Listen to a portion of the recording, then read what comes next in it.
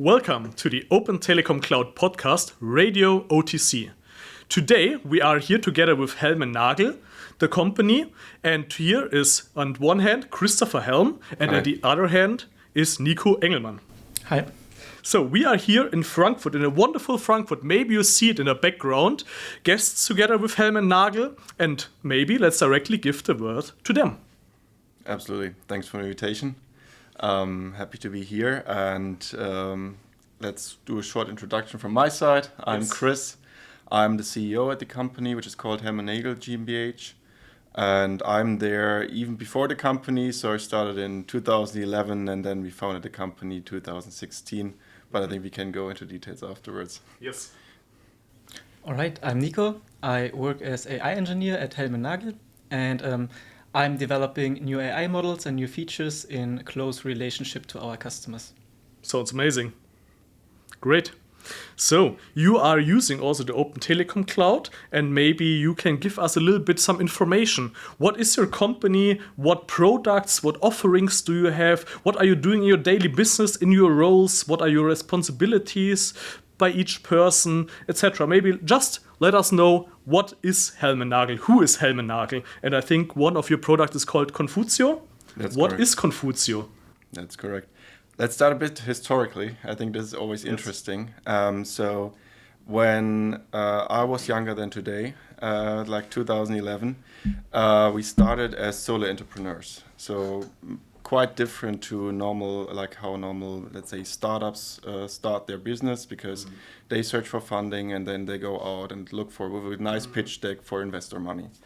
And what we did back then was like we also looked for potential customers, we looked for potential use cases. And back then there was this first wave of AI, which is more machine learning, pretty basic algorithms out there. And the main issue most enterprise customers we had in those days were how can you make actually meaning and get some sense out of the unstructured data you have? And this was actually ever evolving. So 2011 to 2016, we put apart some money and we actually collected like all those use cases which drove the innovation for most enterprises, because it was really hard for them to find like data which is reliable, which is trustworthy, and which can be combined to automate business processes. And in 2016, we founded the company, which is called Helm Nagel GmbH. And it's also pretty, let's say, like you can see it's a family-owned business. So also then other AI startups in the sphere, we are reliable on ourselves, and we rely on what our customers like. And back then we started with the development of what we call Confutio today, which stands for solving confusion. Because we have built like an enterprise compound and AI system which can be used to make unstructured data reasonably consumable to different departments of an enterprise company. Cool. And that's actually like the starting point. And from there we had like across different verticals, different industries, several customers. And how did we come to the OTC cloud? So also from a historic base, we had like, GDPR has been driving the market for quite some time. Yeah. Quite some time. And in addition to that, there are special regulations which are from our customers, like many like German-based providers. And when you look in the details of some other hyperscalers, it remains vague how data is really processed, and also during the support processes. For example, if someone from OTC needs to look in the VM or something like that, which entities can actually look into this data and can support that. And here everything stays in Germany/Europe, and you don't have this risk that also overseas companies, big companies, can look into your environment stuff, tickets, whatever, right? Exactly. And I think one special point is like you have those professions which not only have GDPR regulations, but also criminal law regulations, for example, which is Berufsgeheimnisträger. Yeah. So everyone has like a German word to learn now, which is like, for example, lawyers or medical doctors, which are processing health data. And we found it really interesting because we have like a close relationship, and OTC came up with us to build such a contract for our customers to host them on the OTC. So perfect match, because we have directly these certificates which you need to provide your customers the services. Back then there was not everything in place. Yeah, but nowadays at least. But nowadays we made it happen, and so it was nice to build this contract together, back in 2020 and 2021. Probably, yes, yeah. Was released. So also our healthcare data process could be hosted there. But I need to admit, we have multiple clouds we are running on, because even OTC is non-sticky because it's using an open stack. Yeah. We have multiple customers because they have different cloud strategies. And we provide our AI solutions, be it Confusio or be it other solutions we have in the house. We provide it as an open cloud, so multi-tenant systems where multiple people can register and use it. We have private cloud deployments, for example, OTC customers in combination with Confusio. So they are using our software to host their AI orchestration in the OTC cloud. So your services, your opportunities there, your environment, but I said your service, but in their environment, right? Exactly. So their infrastructure, their own one, tenant. So we bring the source code, we bring perhaps the knowledge if it's not there at the customer side, or OTC partners bring the knowledge to them. And we provide the software code, which can then even be hosted air-gapped environments, so on-premise systems. And we have the full bandwidth, wherever you want to go with the AI, we have a scenario where you can deploy it. Do you also offer here managed services? So do you also then take care about the infrastructure where your solution is running on, or is this the responsibility of the customer, or can they choose what they want? The last one is the correct one. They can choose. For selected clients, we provide managed services, but those are really in the enterprise sector, which means 5,000 employees and more. And if they're smaller customers, they can use the SaaS cloud, where we have everything installed. You don't need to do anything. You only need to register an account or come via single sign-on into it, and then everything is already there. Sounds great. You talked a lot about customers. Can you maybe give us here some examples? What are your customers? Absolutely.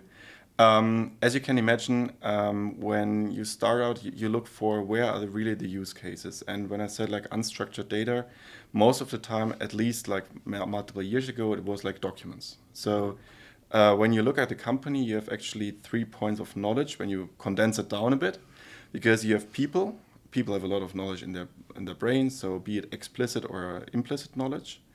And people try to make a knowledge from an implicit point to explicit. So they try to write it down, they take some notes, they do Jira tickets, they collect everything, they do voice memos, they take pictures of the whiteboard they have written on. And this is something we call documents. Documents can be anything. A PDF document can be a picture, can be something. Your email, whatever you think of. And then there are the machines. And the machines need to consume this explicit knowledge to make something happen. For example, automate a workflow. And when I'm speaking about customers, mainly document-driven industries we started on was banking, so pretty close here to Frankfurt with the banking industry. There was also the insurance sector, which is a super paper-heavy, or let's say document-heavy industry. But in the last time, we also see that those customers in the publishing area, they also think about how can we leverage NLP, so natural language processing, how can we leverage large language models to bring them into a position that they can actually give their users a different way to consume their content. And so big customer names we have is, for example, the Sparkassen Group, which is Deutsche Sparkassenverlag. But they are not on the OTC, just to make this explicit. Short disclaimer here. Yeah. But because they are heavily regulated and they are using different cloud strategies to do that. And we have a lot of, let's say, niche customers, which are software companies, actually. So we provide the right AI tools. We provide the scalable infrastructure, which they can deploy wherever they want. And they can integrate this as a white label solution to give their users, for example, app companies, which have you take a picture of a medical laboratory statement, and you just want to know what blood measures are there. You really want to understand, okay, am I good or am I bad? And the app does take Confusio in the background, for example, analyzes this picture and comes up with which are the plot measures, which are the elements that matter to the client. And then they can use this data in their app to actually analyze the healthcare data. Cool. So this is not a flat reselling. They just take it and sell it back again. So this is they really put their add-ons on it. They just use your product, your services as a structure or as a foundation, better said, right? Exactly. It's value-added reselling, you can call it like this. So we are the independent software vendor on their side, but they can take this, let's say, platform we have and leverage their internal process with the data we can bring to them. Cool. So a great multiplicator for them. Yeah. Yes. What we additional offer is a consultancy. So if a customer comes to us and has a problem, then we try to collaborate with him, understand his problem, and develop a solution with him from the ground up usually. And besides the consultancy part, we have our software, which the customer then can use. And for special use cases, we can also adapt our software. Often there is the need for custom AI models. So we develop in conjunction with our client those AI models to deliver basically a really good fitting model for their use case at hand. Cool. So we talked about a lot of use cases, etc. Maybe just some additional words about your main product, which is Confusio. Maybe just with a few sentences as a summary to the viewers, to the listeners out there. What is Confusio in a short word? So maybe something like an elevator pitch. Something like an this. Elevator pitch. Yeah. Confusio is a document AI platform that leverages different AI models to create compound systems, so multiple AI models working together, that can automate processes with unstructured data. So this is actually one platform to combine different AI models which are out there. So it can be custom-made models by the customers. It can be open source models, when you think of Llama, which has been released out there. And it can also be custom models which we have built as a template base. For example, if you think in the banking industry, you have energy certificates when you buy a home. Yeah. And you need to analyze them to understand, what is like the energy which is consumed by the house and which sources of energy is the house consuming, for example, gas or oil and so on. And this platform was built for a really, let's say, modular approach to extract information from this document and then bring it into a very standardized and enterprise-grade way into the processes of the enterprise. And this is like Confusio, like we do a lot of stuff around that, but Confusio is the, let's say, easy to set up, easy to deploy, and easy to monitor way to build AI compound systems, which means multiple AI models work together to achieve one business aim. So AI without the struggle which you usually sometimes have when you want to do their self-hosted elements. Yeah, I think it's not only the struggle that you need to host them and you need to understand is the deployment correct. So everything Nico, for example, is doing like having like a really close look, like is everything running correctly? But also from a business side to understand, is the output trustworthy? Is the information which is outputted by the model, is it grounded? So can you track back where the information comes from? You know, like LLMs hallucinate. And you really want to make sure that the information someone relies on in the business decision can be tracked back to the original document or the original information. Right. And I think this is really challenging, especially if you just have like several developers trying to build something. Because what you have then is like, it's normally called the POC death. So you try something really fast, you collaborate with people in a really agile environment, and then you come up with a really good solution. You have something which is working, like 4 or 5 people have built it, cross-functional teams, but then there comes something special, which is like the runtime environment. And then you go from everything is nice and fun and you can make like things happen. Then you come to the real life. Then you come to the real life, especially in enterprise-grade setups. And you know, okay, now there are questions like, is there a single sign-on? Is there a scalable deployment? Are the logs that is provided by the system really reasonable? And can you really understand what's going on there? Can you trace what a user does in the system?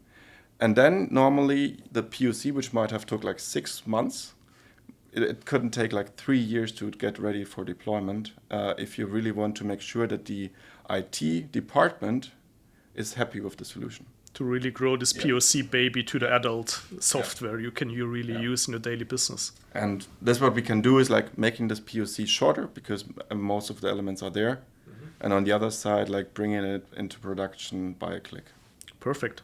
And I think now everybody should at least know who is Helm Nagel, what is this company about, and also what is their main, I would say, product offering, Confusio. And you already talked a little bit about logs, about sources, etc. There maybe we come next to the topic about the real Open Telekom Cloud. So what is your main thing? How do you use the Open Telekom Cloud? And for this, maybe I hand over to you, Dennis. Yes. This would be really interesting, I think, for everyone who is listening right now. How you use the OTC, like which services, in which region, for example, and what helps you to enable your business. Maybe I jump in here. So Yeah. we mainly use the object secure storage to store all the documents from our SaaS offering. And we are talking here about millions of documents, so like really a lot of documents. And on the other hand, we also make use of the Kubernetes integration you offer, which enables us to test and deploy our models and the software at scale. So that if the demand is low, we can lower down the demand or the service and scale up during daytime if there are a lot of documents coming in, for example. And that's working really great. That sounds really good. And maybe you can tell us also some more words why you are using the OTC. So why you have chosen us. Yeah. So first of all, we were looking for a really reliable provider. I think that was the most critical point for us because we sell to enterprise clients and security and reliability is really key here. So that was one part of the story. And the other one is, of course, the German servers. We want to host our server, our software on German servers. And so we also provide that. And so we decided to start with the OTC cloud. And the support has also been good, so we just stick with it. This sounds to hear great. this, right? Yeah. You already mentioned this with the support, so maybe you can go a little bit deeper into this. So what you really appreciate about the collaboration between us? I think the first point I touched already in the beginning. So back in 2020, like the requirements large AI models bring were quite new to cloud providers. So we stepped in and said like, hey, we have like those special requirements. We have like requirements from the data processing part. And for example, I think one core element was like the point of people who are processing not only GDPR relevant data, but processing that is under criminal law. So for example, lawyers, healthcare data, medical doctors. And I think those elements weren't really touched in the contracts back then. And from our perspective, it was really a partner agreement to say, okay, we invest the time both to really cover the requirements that are necessary to bring our customers live. And I think this is something based on the size of Telekom or to OTC in special. It's not usual to have this partner level agreement to say let's work on something which hasn't been there yet and bring it live. And I also think like a second point is that the innovation from our side was interesting for Telekom too, because OTC is not only a cloud hoster, but also Telekom could provide additional consulting services, which is sometimes interesting for our customers because they are either already a part of Telekom or they are thinking about who could be a service or professional services provider in addition to the software provider as we are. And this is always like also a nice click that you have a lot of existing contracts to potential customers, or we can bring in customers, and you not only provide the cloud, but you can also have the knowledge and the people serving additional professional services to them. So there the big magenta T is Exactly. pretty shining bright Exactly. Yeah. with everything around it. So my next question would be, what can we expect from you in the future? So maybe Nico, you can tell us a little bit more. So you offer the OTC marketplace, and we have developed a marketplace app for this, which should launch soon. Yeah. Maybe you can also give us maybe some insights. I can give a little teaser. So it is basically a tool which also enterprise clients can use. For example, for internal or external communication, you can think of it as a website integration, which can be used for client interaction in form of a chatbot. But you can also utilize this tool for internal communication, for example, for the intranet, to utilize company information and what Chris said before, the information flow between employees to optimize this, and also the knowledge, the knowledge base, that you don't lose knowledge if if not a customer but an employee leaves the company, so you still have a shared knowledge base within your company within this tool. Yeah, that sounds exciting. Do you want to add something? Absolutely. And I think we have touched this point about like documents in the beginning of the conversation. And in the beginning, documents were really limited. Everyone was thinking about a document. It's like, oh, it's something you print on paper. And I think through the LLMs, so the large language models and RAG systems, which is retrieval augmented generation, which means like you take the knowledge which is in a large language model and you combine it with primary sources you can trace and you can verify if everything is fine. And this opens up a new, let's say, generation of documents, because before it was like printed on paper, something you can scan, something you can take a picture of. And now documents become more, let's say, fluid, because when you think about an audio message which you got on WhatsApp, or when you think about this recording right now, this is, in our sense, also some piece of knowledge where knowledge becomes explicit. So we are discussing stuff here, we have a lot of like insights. And if you think about our conversation right now, there might be interesting elements, but you don't want to look like at the full video right now. And Confusio Chat provides an option to give employees in a company or external visitors of a homepage of a company a way to dig into content that has been produced and is like scattered around different systems, ERP system, and so on, like email inboxes, wherever you can use this data, and interact with this knowledge by a question answering approach. So it's not only the chatbot as you think of, but also like think of our conversation and you want to transform it to a blog post. This is something you can do, and I think documents become much more like fluid, so they can change from an audio message, they can change to a PDF, the PDF can change to a blog post, the blog post can change to something you get as a voice message, and this is like the interesting part we are now looking at, that this change of information between machines and humans becomes more fluid, and we can process much more, let's say, file types, you could say, to actually consume this knowledge and also transform the knowledge, which is, for example, this podcast, into something that fits exactly the user's need. Perhaps you just want to know, like, what are the 3 bullet points for why should I use OTC? And you could ask this document, which we think of this video or this podcast right now, and transform it into 3 bullet points by using large language models. And this is something we do with Confusio Chat.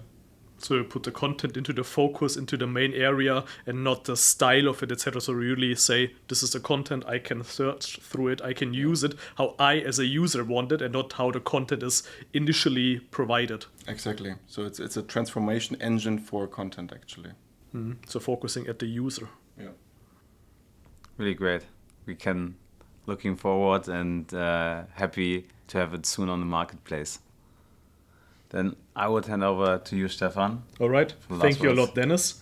So you see a very interesting company here, Helm Nagel, with a very, very interesting solution offering they have here with Confusio. So with this, I would say thank you a lot, Christopher Helm, and thank you a lot also, Nico Engelmann, for having us here in the beautiful Frankfurt, for providing us your story, how you have started with the company, how you have really started from more or less in the time where AI, nobody was talking about AI, and you were already using and utilizing the power of AI at a so early stage. Also the connection, the collaboration between you, Helm Nagel, and us as Open Telekom Cloud, the journey together. And yeah, we are looking into hopefully a bright future also still. Hopefully see you then soon on the marketplace with your offering there. And one more time, thank you a lot for having us here.